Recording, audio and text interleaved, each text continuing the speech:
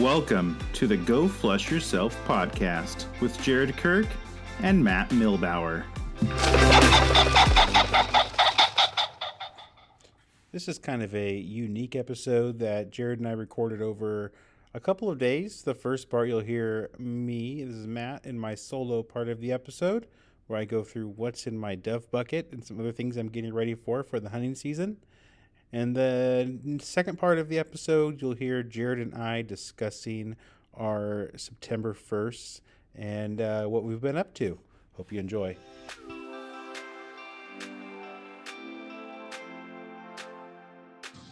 Welcome to another episode of the Go Flush Yourself podcast. This is Matt. I have a solo episode. No Jared today. I know he's been out scouting different spots, taking the pup out. We're getting ready for a dove opener tomorrow. I'm recording this on the last day of August, tomorrow, September 1st. Hearing noise in the background. Apologize. The spaniels are with me. I'm out in my garage. I'm starting to get ready to get everything together for dove season, and I'm starting to go through the rest of my stuff. I've kind of already started a little bit. I think a lot of us probably have, just for the season in general. The spaniels are joining me in the garage today, so they're making some noise. Bridget's found where some of the dog food has spilled. I think she found a couple kibbles, and now she's looking for more. So I don't really blame her. Anyhow, so I was going through my vest, through my dove bucket, and I thought this would be a great chance to kind of record and let you all know what I'm taking out in the field tomorrow on dove opener, and then also kind of what I'm looking to have ready for the upcoming upland seasons as they open up. I think quail here opens up first in early October. I believe it's the first Saturday of October. Anyhow, looking at my vests, I usually don't bring a vest dove hunting. Not that I'm against it. I just don't think I used to have a khaki, kind of a dark khaki, cheapo vest. I'm not sure what happened to it, but it's gone now. I used to wear that, but the main reason I haven't really pursued getting a new dove vest or dove belt is it's hot. Tomorrow's high on opener, I think, is 98. Keeps popping around between like 95 and 100. Right now, I'd say 98. It's going to be hot regardless. It probably won't get below 90 until after shooting hours are over. And I like to go dove hunting in the afternoon. I know Jared's going out in the morning. He's going to try to take bones out with his son and his dad and try to jump shoot some doves in the morning. We may meet up that evening, see how his morning goes. Check out some new spots that we're looking at. But regardless, it's going to be hot. I'm not even going to bring the dogs. I don't want them sitting out in plus 90 degree weather, 90 degree plus weather. It's a lot for them, even give them lots of water. They're in the garage with me right now, and Sophie's got her tongue out. Bridget's still looking for kibble, but it's a little warm in the garage even. So not bringing the dogs. It'll be me, shotgun, bucket, and then I usually keep a bag in my dove bucket, just a simple 5-gallon bucket. I think I got it at Sportsman's Warehouse, but you could buy them anywhere. I just saw them today at Walmart, actually. They had a few different versions. One I thought was a little better than one I have. The seat was a little more comfortable. It has that padded camo seat on top. Works great. I think a lot of people use the dove buckets. But in mine, I'm going to open mine up here, see what's in here from last season. Usually, it's all I need. I have a Mojo dove. If you're not aware, battery-operated dove decoy, sits on a stake, and then it has wings on it and turns. The wings turn, battery-operated motor. Battery lasts a long time. I've had these batteries in forever. I always bring some extra ones with me. I haven't needed it, and I'll run this the whole time. And yeah, these batteries, I think it runs on 4 or 6 AA's. It's like 4 AA's. Yeah, battery run. I put this on a stake. I did this cool thing. I think it's cool. It seems to work. If you've seen, I'll try to describe these. If you've seen driving around wherever you're at, maybe in front of a gas station for advertising, like, I don't know what. I know a lot of our gas stations seem to have these. Used car lots have them, but those big flag banner poles, they're maybe, I don't know, 12 feet tall, and they kind of loop around at the top, and then they have a string that connects them back down to the base, and it makes kind of a, it almost looks like, those maple tree little seed pods that helicopter down when they fall down. It almost looks like a big one of those. Anyhow, I was able to get one of these big poles, a used one that was no longer in use anymore. I don't have the fabric on it, but I still have that rod that kind of comes out the top that would have curved the banner over if you're following along here. And so it almost works like a little dove tree, but it's really tall. It's taller than a lot of the dove trees I've seen. So I was able to get the Mojo dove decoy on top of that, sticking it high like it's about to land on that rod coming out. And I've clipped just a standard little dove decoy on that little rod. It works pretty well. A lot of people use dove trees, build their own dove trees out of PVC. I was at Walmart today, and I just kind of poked back into the hunting slash gun outdoor section there, just curious what they had. And they had the basic dove decoys. They had a Mojo dove, a little different than mine. Mine's getting pretty old. Works fine though. But they did have a dove tree there too for a reasonable price. So even at Walmart, you can pick one up. But this works great. If you ever have the chance, if some business is getting rid of those, grab one. I've had mine for a long time now. It works great. Dive bomb that thing if you get in the right spot, obviously. So that's kind of my decoy setup. I also have these. Oh, who makes these? Also, a Mojo. These little puck-looking things, and they have what looks like a little spade on the top, and they spin.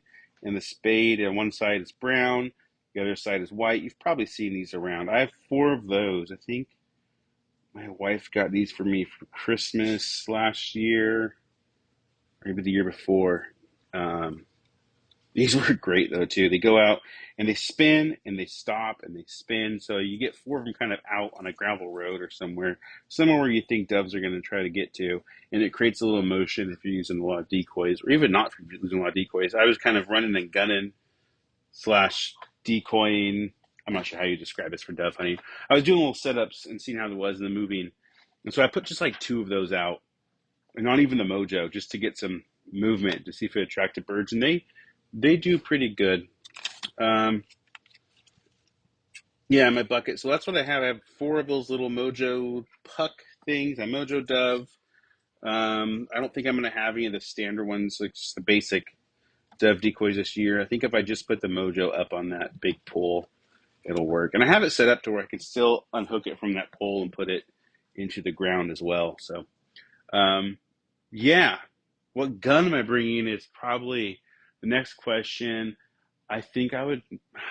Okay, so you have a 12 gauge and a 20 gauge, both over unders. I've talked about them before in the podcast. Both CZ, Woodcock G2, the Sportsman's Warehouse, exclusive ones. I like these guns a lot.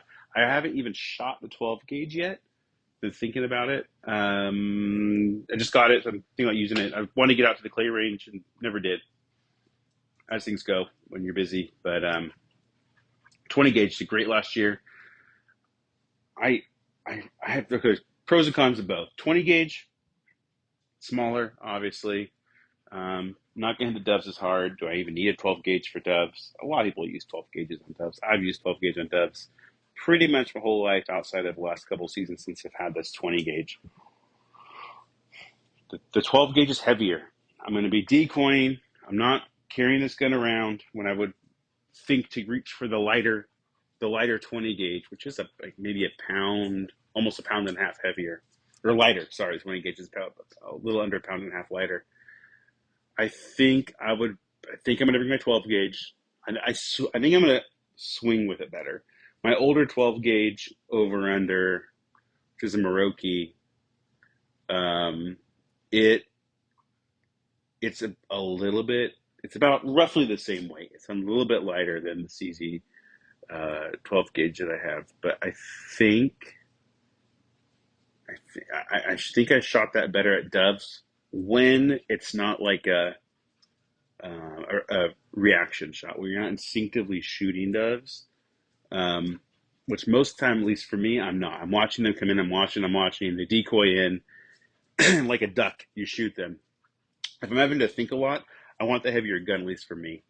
I'm an okay shot. I'm not a great shot, but if I have a heavier gun, it slows down that swing. I'm less jumpy. It's a smoother swing. It forces me smoother because the gun's heavier. So I think I'm gonna go 12 gauge. Also, I really want to shoot the gun.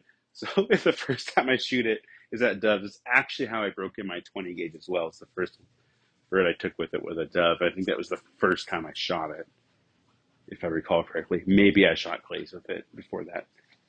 Anyhow, so I think I bring in the 12 gauge over under the CZ Woodcock G2. For shells, I normally shoot. I'm gonna grab these here, open my cabinet up. I normally shoot not those. Um, fast steel, Kent fast steel, on like when I'm hunting upland at all throughout the season. I'll shoot those 3 inch number fours. They're actually I think they're marketed more as the waterfowl. It says right there, steel waterfowl, and they have geese on the front. I'll shoot these at pheasants. Excuse me, and the random quail. Well, these are old because these only cost $12 for this box. I know now they're about they're more than that. They're like what 25 or so. These aren't even the 2.0. These are the original fast steels. I'm surprised I still have some of those around. I have a bunch of the 2.0s as well, especially in 20 gauge. In the 20 gauge, I also shoot the 3 inch. Oh, these are upland. I made the mistake. Well, it wasn't a mistake. I was kind of messing around and saw that. Excuse me. Kent has the upland fast steel. And I'm like, hey, I'm upland hunting. I need those.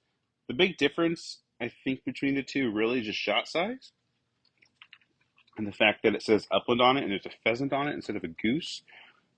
They're all steel, non-tox. But I think the only difference really um, is that they're 2 and 3/4 fives instead of 3 inch fours. Or you can get the fast, obviously, in shot size bigger than four. I hit less birds with this, and that could be me. Small sample size, obviously, just myself. But I think I hit more birds. I'll hit more birds with the, at least with pheasant at least, with the larger shot, which is a little bit counterintuitive. But it's steel shot, so having that larger shot does pack a little more of a punch.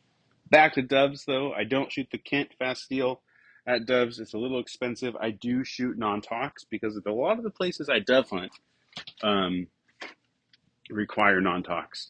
They're like waterfowl production areas, Washington State, federal lands where you need to have um, non-toxic shot. Not all of them, but there's enough of them where I don't want to mess with it. So I just have the Winchester Super X. I have a bunch of it. 12 gauge 6, 20 gauge 6, 2 and 3/4, 1 ounce shot for the 12 gauge, 3/4 ounce for the 20 gauge. Obviously steel, like I said.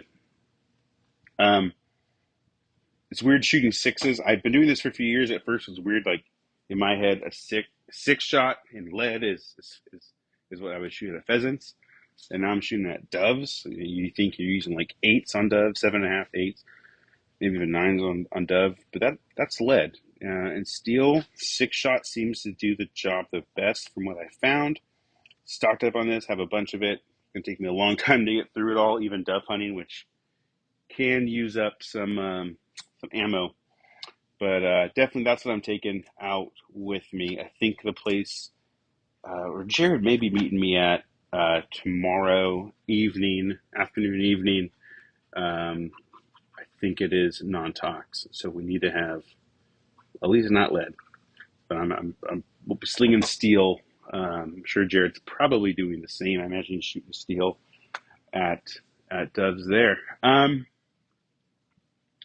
think that's pretty much my dove setup outside of water and maybe some snacks. I'm not a big waterfowl hunter. Have waterfowl hunted a lot in the past, but I like moving around upland hunting during the season. But right now, dove's open, and I'll be decoying, sitting on a dove bucket, like probably a lot of you are across the country, where dove is opening for you as well.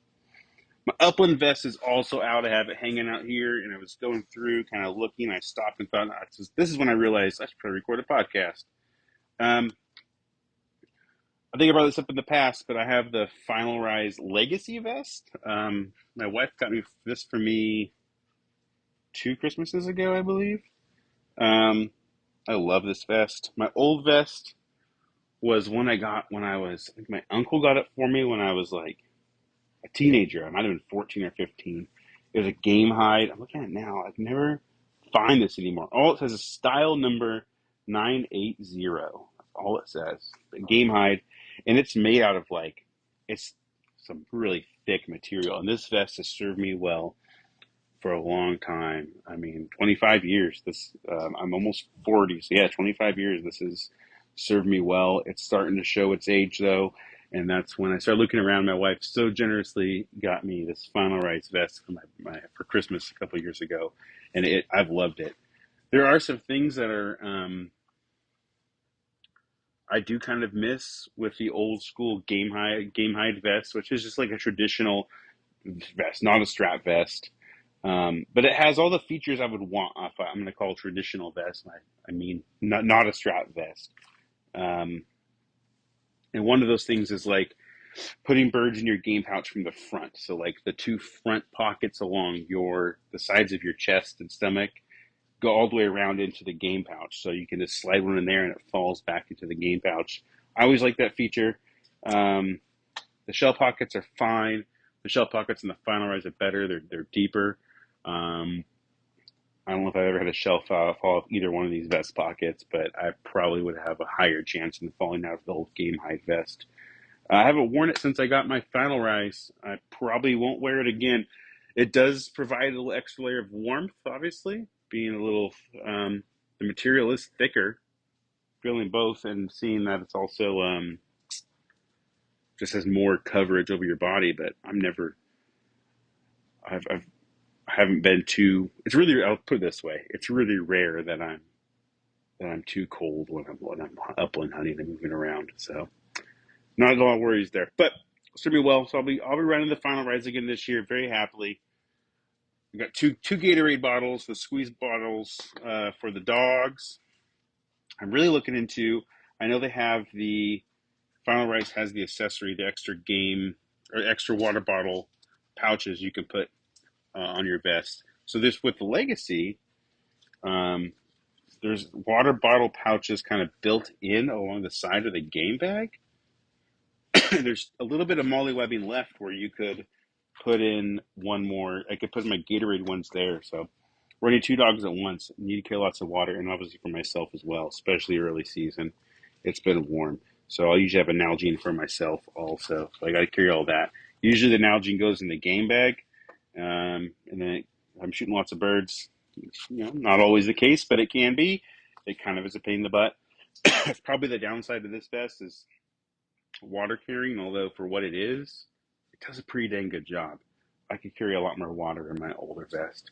Although this one has dedicated water bottle spots, so kind of a couple pros and cons in this. So if you have one of these or see one of these in the back orange panel of these vests, there's it's kind of hidden. It's a little zipper slot. That back panel is actually a big pocket. So in there, I have a Leatherman first aid kit and some what's this called? The bleed stop powder for if we had an emergency there for myself or the dogs or another hunter. Um, so I have that in the back pouch, kind of the emergency supplies back there, and then obviously the front two pockets just for shells. But I try to put a little bit of shells in each. Um, for a little bit, I was trying to do this thing, which seems kind of silly now. That's not silly.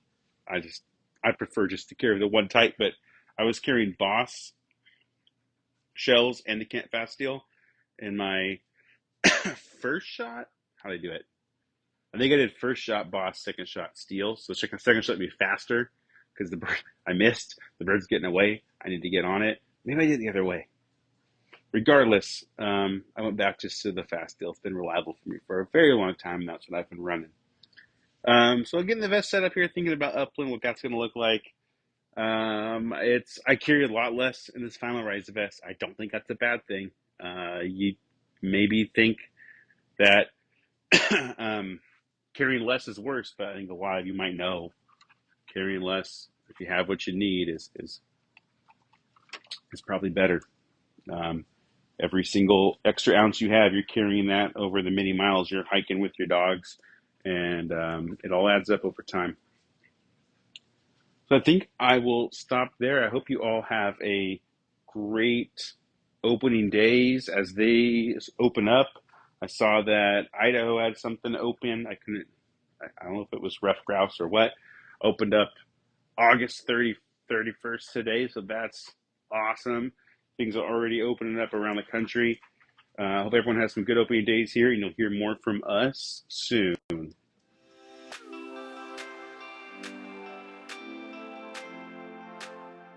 Hey, it's September the 1st in Washington State, where Jared and I are. That means it's dove opener. I'm actually heading out right now to hunt in the afternoon and evening as we're recording, and Jared went out this morning with Bones. Jared, how'd it go with Bones this morning? Bones did good. It was a little rough, I guess. Unbeknownst to me, where we went, there was a large fire across the river from where we were at, so it was very smoky. Um, there was firefighting planes and helicopters going around us most of the time, so bird movement was not great. But saw a couple, not a ton. I ended up getting two. Shot one, I don't know, about 20, 25 yards, something like that. And was able to get and tipped it. So Bones was able to get his first not quite dead bird experience. So that was See fun. more about that. Like what happened there? Was the bird Yeah, so I broke the bird's wing. Okay. Broke the bird's wing and brought it down. And then I knew where it was. I knew where it landed. Kind of went up to where it was at, but it was, it's kind of wounded to where it wasn't going to fly again. Right. I got Bones to kind of get close to it, and then but I think because of the way the scenting conditions were, like, so there's like dead winds and just like I said, super smoky. I don't think he knew where he couldn't, like, he was sniffing around, but I don't think he could tell where it was. And I don't think he's never smelled dove before either, so I don't know if that matters or not. But was able to get him onto the bird, and he found it. And then the bird started moving on him, which kind of freaked him out a little bit. Not in a bad way, but just not. He wasn't expecting it. I think he'd just been frozen birds at this point. But he kind of figured it out, and then I picked the bird up and kind of and like I said, had a broken wing, so I kind of did like a half toss just to kind of get it to flutter. And then once he saw it flutter, then he's like, "Oh, it's on now." And then he went and grabbed it. So he figured it out pretty quickly. And I was able to get him to bring it back to me. And then same thing with the second one. And the second one, it was just dead on. It was dead on impact, I guess. But he found it. But too, like I said, the scenting conditions were just absolutely terrible. With all that smoke in the air, I just don't know how well he was sniffing stuff. We were able to get into he got into some quail, 2 coveys, flushed a couple coveys of quail, which was kind of cool. He was able to sniff those ones out. I don't know if it was just because of where we were at in relation to where the fire was at, where the scenting conditions were a little bit better, or he heard them. I don't know, but he was able to get into some quail, and that's awesome. That was pretty cool. But yeah, it was a tough hunt. Like I said, it was very hot. I think it hit 98 or so while we were out there. Oh my gosh! But Bones did good. Try to keep it kind of short just because of the heat. And just like I said, just because of the smoke and stuff like that. But checked out a new area. It seemed pretty interesting. I might check out later. Everywhere I went to, like today, was really, really thick. But that's September 1st. So yeah, it's always a little thicker now, but I mean, it doesn't get that much thinner by the time we get into the true upland seasons. That'll be interesting to see. I know some of the land that are managed by the Corps of Engineers, they sometimes come in and, like, where the trails are, they'll come in and mow or cut. Yeah. But Sometimes they don't. So this year they did not, because that's where I went to one of the HMUs that we typically go that I got gone to a bunch, and this is the thickest I've ever seen it. So here's something interesting. I'm heading south right now. I don't want to hotspot a place, but if it's sure. a crappy place, is it really hot spotting? I don't know. I'm going to a place I haven't been before, so I don't know what it's going to be like. But I'm looking south, and down that way, I see a big plume of wildfire smoke. So, and it's not out by where you were, because I'm looking a different direction. Yeah. So that'll be interesting. Yeah, That's that time of year. It really is. I know I was looking at places for the grouse opener in 2 weeks. 2 weeks. And one of the places I was thinking about going is has some wildfires around it. So I was like, well, I'm trying to debate if I'm still going to go up there or if I'm going to try somewhere else. But I'm super stoked to actually get into the actual real bird season. Not that dove hunting isn't real bird hunting, but it's different bird hunting. It's different. It's different. More like duck hunting, I guess, would be the. But they're migratory, Yeah. So just looking forward to the actual bird season, and started getting some work on some places that I've been checking out and stuff like that. That's what I'm going to use the rest of the dove season before before the grouse season opens. Is I'm just going to start using it to check out some new areas and just take the shotgun for a walk, and then maybe a dove or two. But basically, just using this for scouting for quail and huns and all that other stuff. Yeah, as it starts to cool down. Well, I saw next weekend's going to be like this, but as it starts to cool down too, you can go up longer phones. Oh, there's a big fire out south of us right now. Dang it! Hopefully everything with the fire is not threatening anyone, but hopefully it doesn't screw up my dove hunt too. Yeah. Yeah. Anyhow, yeah, well, good. I'm glad Bones got out. It's cool that he got on a bird that was winged, but it was a small bird. Like his first winged bird wasn't like a big pheasant or something. So you can't get much smaller than a dove. So that's probably positive, especially if we came away good. So yeah, good to hear. Good to hear. So what were you shooting? And did you bring the 870? And what shells were you shooting? Because you have to steel out there, at least not talks. Yeah, so I took the 870 more out of just tradition than anything else. I think I've shot. I was telling my oldest kid is 16. I was telling my kid that the shotgun is 14 years old because I bought it when he was 2, and it's probably shot more animals. That gun's probably shot more animals than all my other guns combined at this point. So it's just what I'm familiar with at this point. And it's kind of like my intro into the season is I take that's my first gun I take out usually. Shoot some stuff with that thing, and then I'll switch it up. I think for grouse I'll bring the 1148. That'd be cool. And try that one out. For shells, I was using. I'm a huge Kent guy. Kent I think. I don't know what they did. They came out with some new. I think it's new, anyways. Some new steel. The Plus, is it Plus or something like that? They had the 2.0, and then they did. Let me grab the box. Because I've used the old green box of Kent, and yeah. Go ahead. And this one is but it's a different color box. It's got orange and stuff like that. But anyways, it's a much different. Is it Upland Fast Steel? Yeah, it's Upland Fast Steel, which is what I had before, but box is completely different. It's a different. The old stuff was 1 ounce of number steel 6s.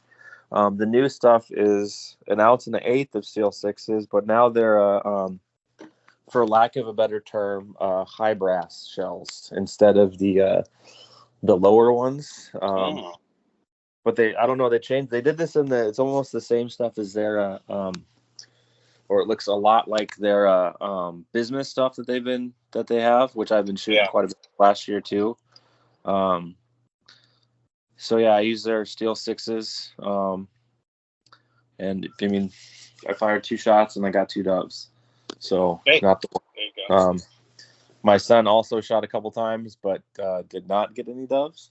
But I don't think that had anything to do with the Kent fast deal. So Without saying anything else.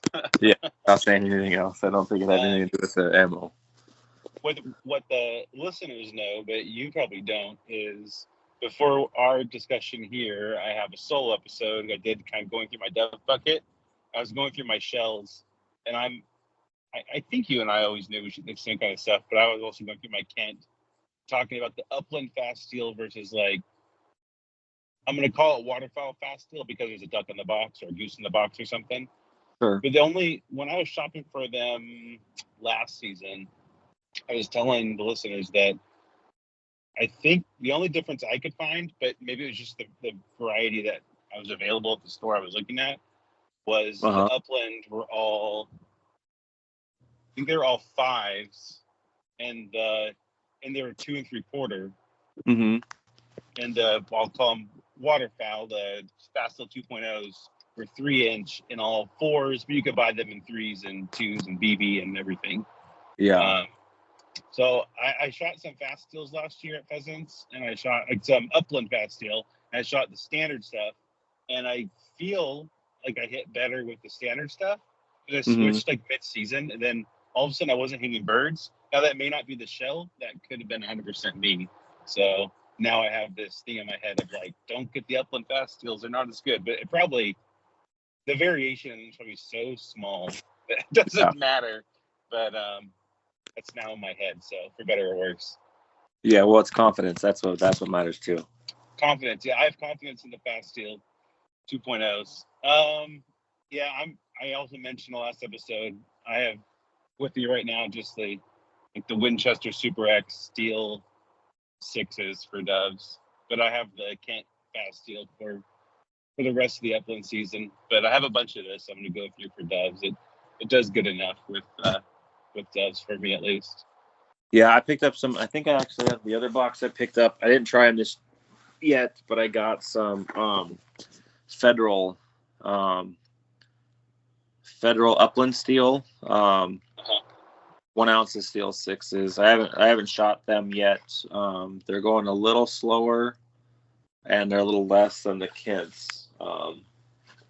But I don't. I mean, like you said, I don't think it matters that much. It's like 25 feet per second slower and an eighth an ounce less of shot. I don't think it matters that much, but there's this guy on YouTube. I'm trying to remember the channel name offhand. I think it's called like New Hunter's Guide or something like that. Have you seen him? I have not.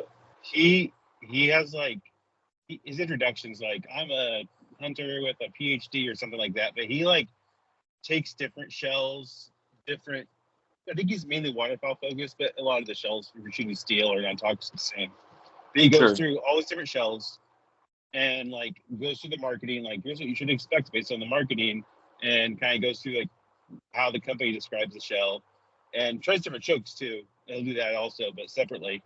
Use the same choke, same gun, and then shoot them into ballistic gel, measure them, also like pattern them to see how many at different distances get into the circle. And then he'll do all the math and figure out at the end, he'll show you like this shell performed the best in this choke tube and this gun, and this one did the best here. It's super interesting. I think he has a podcast as well, but I think that's more like how to hunt. So if you're new to hunting, I think you might, especially waterfowl, you might have a good podcast. But the YouTube channel, it's super interesting to watch it break down shells and or different types of shot, different shells, and some of the marketing holds up and some of it doesn't.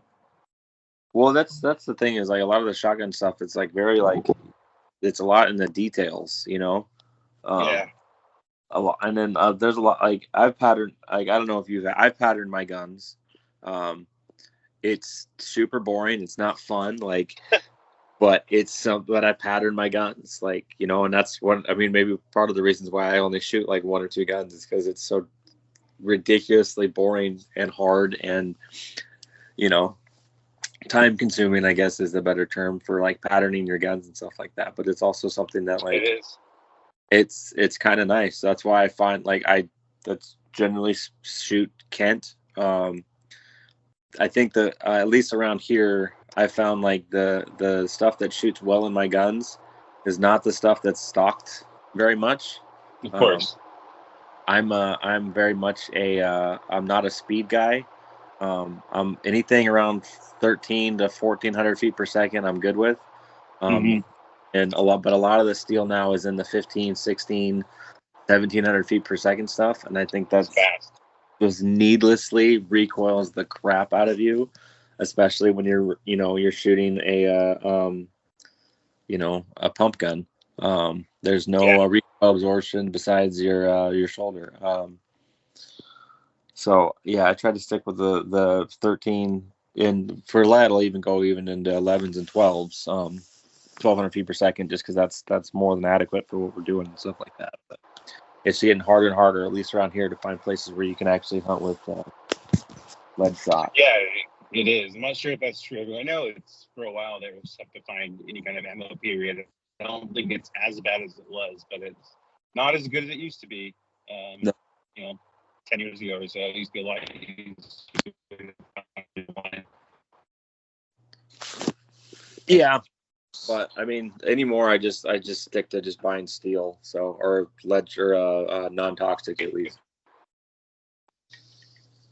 Yeah, all I shoot. I mean, I have some boss. I brought it up in the earlier part of this episode when it was just me, but I was kind of messing around with boss. Nothing against it, but I'm so used to fast steel. I've been shooting that for so long that I think when it's just instinctive shooting on a rooster that, we're talking about flushing dogs and the bird gets up, you don't have a lot of warning and you got to kind of shoot quick. And I don't always get a good lead or, take my time to get the good shot. I do my best, but if I at least get rid of one of the variables of different types of shells and different types of shot, at Yeah, least that makes me a little more consistent in those kind of scenarios, which are more often than not the shots we're going to be shooting. So outside of like today, dove hunting, if you're decoying like I'm about to be, you need to get a little time to watch them come in. But those are the ones I usually miss too, though, when I'm thinking about it too much. yeah, yeah. Are you bringing one of your dogs? No, it was really hard to leave them at home. It was like Bridget this morning knew what day it was, because she just like was super attached to me, and she kept wanting to go into the garage, which normally she never goes in the garage except for when we're like getting in the truck, Sure. which she hasn't in a while. We've been going on walks, and we go out my backyard, and go on walks and stuff. She hasn't been in the truck in like a month probably, but she was at the door, and I'm like, I know this is a coincidence, and maybe you just want to go out there and try to eat food that's on the ground that I drop accidentally when I'm trying to feed them, Uh-huh. which is probably what it was. But it was just kind of weird to me, like, oh, she wants to go hunting. But no, I left them at home. It's just I'm going here in the afternoon. It's super hot. Yeah. I'm not sure how excited I'm going to be sitting out in this kind of heat. But hopefully I can find some shade. Got a t-shirt on, so we'll see how that goes. But nope, no. Long answer is, or short answer is no dogs. They're at home. Told my 13-year-old son to take care of them. Yeah. You know, as a I think the dogs know it's hunting season. I think, you've they probably have to know. your like excitement level, just in general, like, you're getting stuff ready, I'm assuming, Oh yeah. which is different than like your normal, whatever behavior. So they probably know, the dogs know when we're getting ready to do something. Well, I mean, I think dogs in general, but I think especially flushing breeds, they've been bred for so long to be connected to their human, Yeah. and to hunt with us. Pointers don't have to be as much, but they're still dogs. They still have that connection, obviously. But Right. I think they really feel, like you're saying, your excitement and kind of that kind of stuff. I think I really do think they feel that, and they might have to do with them. So, Yeah. but soon enough, like in a couple of weeks here, I'll be out with Bridget on youth hunt for pheasant, and then hopefully it cools down some. I haven't seen the forecast yet for that. I think it's a little far out, but I hope it cools down some. This is Yeah, it's kind in of crazy 2 right weeks, now. isn't it? Yeah, 2 weeks. 2 weeks from yesterday. Yeah. Yeah, I don't know how far out it goes. Looks like it might be in the 80s. That's tolerable. Especially we're going to go early in the morning. So, Yeah. without naming names, I'm just going to take my nephew to where you went today. I think it's where you went today. And Yeah. see if we can find some pheasants. I think they stock that. The state stocks it for youth hunt. So, he should get a shot. We're just Yeah. going to look at a bird. I'm not sure. He hasn't done it before, so we'll see how that goes. Yeah. Anyhow, Well, it's a youth hunt for quail too, isn't it? it's like everything. Okay. Dove is just open, but it's like pheasant, quail, ducks, geese, Yeah. chucker. Okay. And it's like the whole gambit opens up for kids. Gotcha. Is your son too old? Like, is it cut off like 14 or 15? He is. Yeah. It's 15, so he's too old for it. Yeah. The other kids aren't going to want to go, huh? No, they've said a couple, like they've asked a couple times. They're not ready to go. They're not outdoors kids. So No, yeah. My 16-year-old daughter, so she's friends with Jared's son. When she was littler, she was like, I might want to try going. I'm like, well, whatever you want. Pressure on them to do things dad does or mom does, like, and they've really found their own hobbies outside of things that my wife and I ever would have done. Like, it's all music and arts and drama, and that's not stuff we were really into. But besides that, she used to say that, and now, like today, I'm like, hey, I'm going to Death, and you want to go? And she was like, pass. Yeah. But no, Fair. that's fine. All right, Jared. Well, I'm getting close to where I want to go, so I'm gonna hop off here. So maybe we'll have to see if we're gonna go out tomorrow. You work tomorrow, but yeah, we'll figure something out. And listeners, I hope you all got out and did something today. If something was open for you, whether that was dove or grouse or something. I know a lot of different things open on the 1st, and it looks like Idaho something opened yesterday. I saw, so I forgot just what it was. Forest grouse. I think so. Yeah. So hopefully everyone who couldn't get out got out and had some fun, and we will talk to you all next week.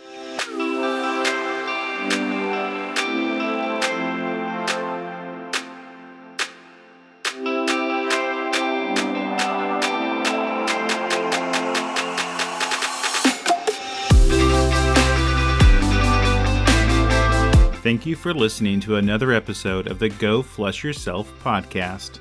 Check us out on social media on Instagram, Facebook, and X. We also have a Patreon, where for a $2 a month subscription, you can help keep our podcast on the air. We also have merchandise available. Please check out the podcast description or the Patreon page for links to merchandise.